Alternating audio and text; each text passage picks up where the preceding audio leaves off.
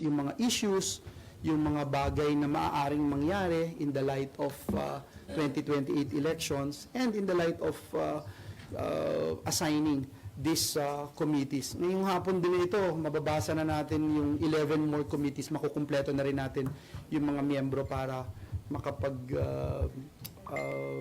function na yung ating mga committee. So, sir, nakita niyo may 2 o'clock ako. So, sir, nakita niyo yung necessity na dapat abogado yung chairman ng Committee on Constitutional Amendments? It's not just that, but it was part of the discussion, and again, I salute Senator Padilla for even bringing it up. Actually, it was actually him who brought it up, no? So, it was a good conversation, and marami po, and just part of the many committees that we are talking about. Senator, siya yung nagbanggit, si Senator Robin brought it up, in what way, sir, na Sa mga pag-uusap po, yung binanggit po ng kasamahan natin na yung intricacies, especially yung having a lawyer, etc., that was part of the talks. And I salute Senator Padilla to even mentioning that particular issue. And then, sir, di ba meron kayong caucus day after the SONA, pinag-usapan yung mga priority bills. Nabanggit ba dun yung CHACHA na possible na i-line up ninyo? We have our own.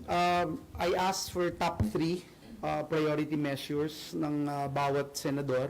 And napag-usapan dun sa caucus na kung walang controversy and nasa floor na for 3rd reading na or napasa na on 3rd reading, may request, may pakiusap na ma-expedite sana sa committee so we can bring it up on the floor. So may mga ganun po, no? Dun muna ako, no? Dun sa sinabi kong top 3, no? So nag-submit yung mga senators. May isa, I think there's one senator who submitted dun sa top 3 niya na charter change. Okay, so that's all I can divulge right now.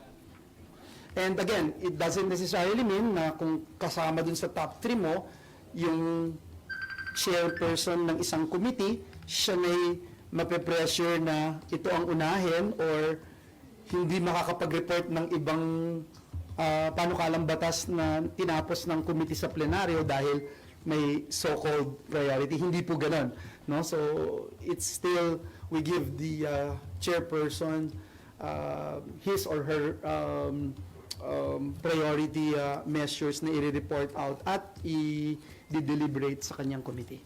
Salamat pong marami. God bless. Thank you.